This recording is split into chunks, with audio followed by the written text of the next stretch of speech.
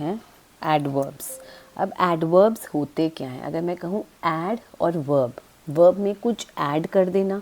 अब आप यहाँ पे वर्ब में कुछ वैसे वर्ड के साथ नहीं मिला रहे बट सेंटेंस में मिला रहे हो, जैसे a word that gives an extra information about the verb, यानी जो क्रिया के बारे में बहुत अधिक जानकारी दे। अब कैसे? अगर मैंने कहा वो भागता है और मैं आपको बोलूँ अपने माइंड में एक पिक्चर बनाओ कि वो भागता है, तो आप कहोगे मैम मैं कैसे? अब हर कोई अपने हिसाब से एक एक पिक्चर बनाएगा। कोई उसको तेज़ दौड़ाएगा लड़के को, कोई लड़के को धीरे दौड़ाएगा, कोई लड़के को बहुत तेज़ दौड़ाएगा। तो सबकी अपने माइंड में एक भागती हुई पिक्चर बनेगी, किसी की 10 की स्पीड, किसी की 20 की स्पीड। लेकिन जैसे ही मैं इसको बता दूँ, पूछूँ कैसे भागता है, तो अगर मैं अपने वर्ब से क्रिया से सवाल पूछूँ कैसे, तो जवाब में मुझे मिलेगा एडवर्ब। कैसे? अगर मैं कहूँ कि मैं इसको बोलूँ ही रन्स फास्ट, वो तेज़ भागता है, मैं बोलूँ वो और तेज़ी से भागता है, ही रन्स क्विकली, वो धीरे भागता है, ही रन्स स्लोली। तो अगर मैंने रन से सवाल पूछा कैसे भागता है, तो मुझे जवाब में क्या मिला? एडवर्ब, जिसको आप हिंदी में बोलते हो क्रिया विशेषण। अब बहुत से बच्चे कंफ्यूज होते हैं कि इसको लगाना कहाँ है, तो उसके लिए मैंने रूल लिख दिया है कि जब भी आप अपनी क्रिया से पूछो कैसे, तो आप जवाब डालोगे क्रिया के बाद में। ठीक है? Better to place it after the verb at the end of the sentence, मतलब आप हमेशा उसको तभी डालोगे, हमेशा उसके अंत में। कैसे भागता है? तेज भागता है, धीरे भागता है। फिर है कि use an adverb not an adjective with the verb. अब ये सबसे बड़ा ग्रामेटिकल एरर होता है जो बच्चे करते हैं। कैसे? जैसे मैंने कहा ही रन्स क्विकली, ठीक है, ही रन्स क्विक नहीं बोलना, क्विक होता है एक विशेषण, और जैसे आप उसके पीछे ly डाल देते हो तो वो हो जाता है क्रिया विशेषण।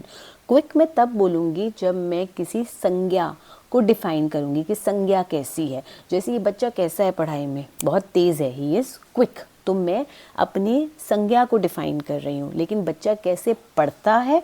क्विकली पढ़ता है। तो ये फ़र्क आ जाता है कि जब आप संज्ञा को डिफाइन करते हो तब आप एडजेक्टिव यानी अपनी विशेषण लगाते हो, और जब वर्ब को डिफाइन करते हो तब आप क्रिया विशेषण लगाते हो। जैसे अब मैं ये नहीं बोलूँगी शी सिंग्स ब्यूटिफुल, गलत है, इट इज़ ग्रामेटिकली रॉन्ग।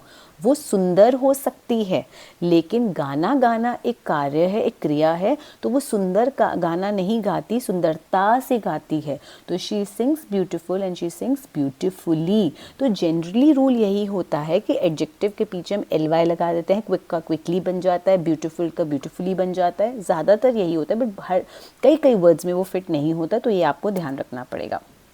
ठीक है? तो ये मैंने आपको बता दिया कि उसको आफ्टर द वर्ब ही लगाना है। ठीक है? अब जैसे she sings the song beautifully, ठीक है, तो फिर बिफोर द वर्ब आप लगा सकते हो। जैसे आप ये बोल सकते हो कि कई बच्चे होते हैं जो कहते हैं कि मैम हम ऐसे भी तो बोल सकते हैं she beautifully sings the song. जी बिल्कुल बोल सकते हैं, लेकिन अगर कोई कन्फ्यूजन ना हो, ये बोला बड़ा अनकॉमन तरीके से जाता है, सारे वर्ड्स यहाँ पर फिट नहीं हो पाए, मे बी इतने ब्यूटीफुल ना लगे बोलने में, तो सबसे सिंपल रूल आप ये याद रख लो कि उसको वर्ब के पीछे ही डालना है, सेंटेंस के पीछे ही डालना है। क्लियर हो गया? तो आपको ये बात तो समझ आ गई कि वर्ब को डिफाइन करने वाला एडवर्ब होता है, और जब आप अपने वर्ब से क्वेश्चन पूछें कैसे, कब, क्यों, कहाँ, ये भी आगे की स्लाइड्स में आएगा, तो आपको जवाब मिलेगा एडवर्ब।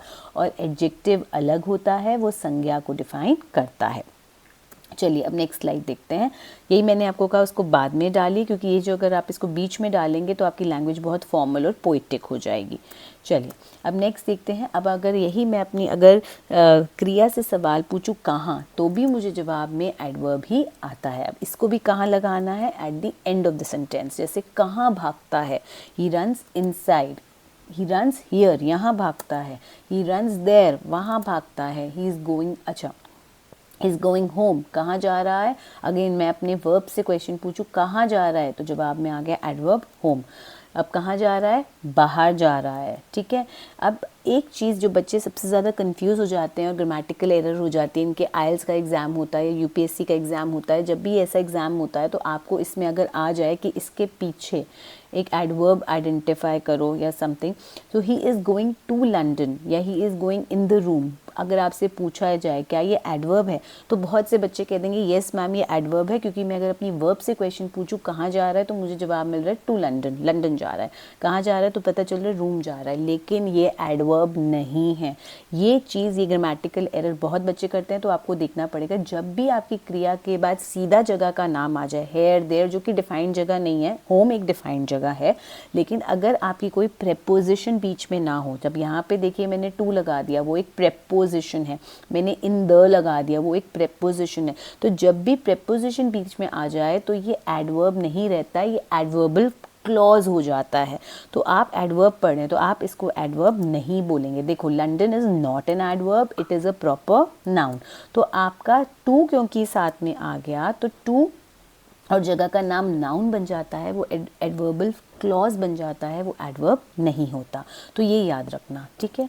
उसके बाद नेक्स्ट है, जब भी हम अपने क्रिया से जवाब पूछें कब, ठीक है, जैसे कब भागता है, कब भागता है, रोज़ भागता है, यहाँ पे डेली, अभी भागता है, he runs now, he comes, कब आता है, आज आता है, वो आज यहाँ पर पढ़ने आता है, ही कम्स टुडे, कब आता है, लेट आता है, ही कम्स लेट। तो जब भी हमें टाइम का पता चले तब हम अपने जब अभी अपनी क्रिया से सवाल पूछूं कब, तो मुझे जवाब में मिलेगा एडवर्ब। अब इसमें भी वही फंडा है, इसको भी सेंटेंस के एंड में ही लगाइए।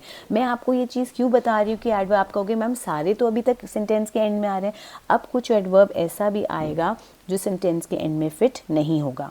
देखते हैं। अब all these word show time. अब he comes in the morning भी टाइम बता रहा है, कब आता है, सुबह के टाइम आता है, कब आता है, 2 बजे आता है। लेकिन ये भी जैसे वो था उसमें भी प्रेपोजिशन थी, इसमें भी प्रेपोजिशन है, तो ये एडवर्ब नहीं है, ये एडवर्बल क्लॉज है। तो इसको एडवर्ब मत बोलना as they are joined by a preposition, ठीक है। अगर एक सिंगल वर्ड हो, क्रिया के बाद एक सिंगल वर्ड हो, डेली, नाउ, सीधा फिट हो गया, ये एडवर्ब है। लेकिन अगर आपका एडवर्ब ये in the morning, at, to preposition साथ में लग गई, ये बन गया एडवर्बल फ्रेज। तो ये आप अपने ग्रामर में ध्यान रखिए, इसकी ग्रामेटिकल मिस्टेक हो सकती है। उसके बाद है एडवर्ब ऑफ फ्रीक्वेंसी। फ्रीक्वेंसी मतलब कितनी बारी वो काम होता है। अब कितनी बारी होता है मतलब जैसे हम कहूँ कितना लगातार होता है, रोज़ हो रहा है, दिन में कितनी बारी हो रहा है, या साल में कितनी बारी होती है, अक्सर कब तक होता है। अब इसके लिए मैं पहले आपको वर्ड समझा देती हूँ। ऑलवेज हो गया हमेशा, यूजुअली उससे थोड़ा कम हो गया, मतलब आप रोज़ नहीं बट ज़्यादातर करते हो, आमतौर पर करते हो। ऑफन इज़ अक्सर, समटाइम्स उससे थोड़ा कम, रेयरली मतलब बहुत कम।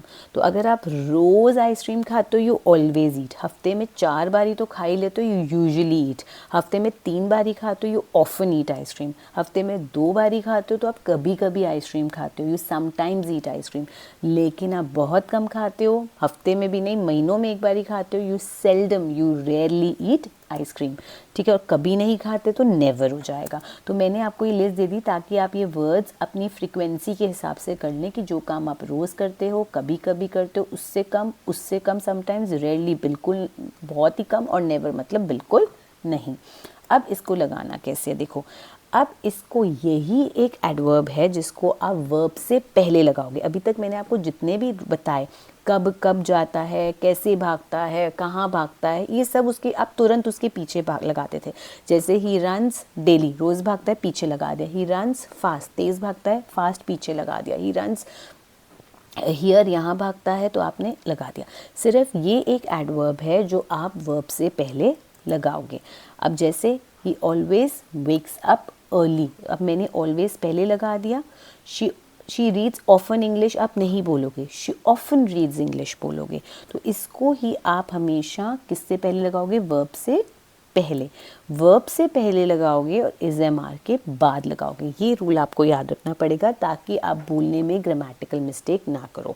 जैसे मैं कहूँ वो अक्सर भागता है तो ही ऑफन रन्स, वो हमेशा भागता है, ही ऑलवेज रन्स।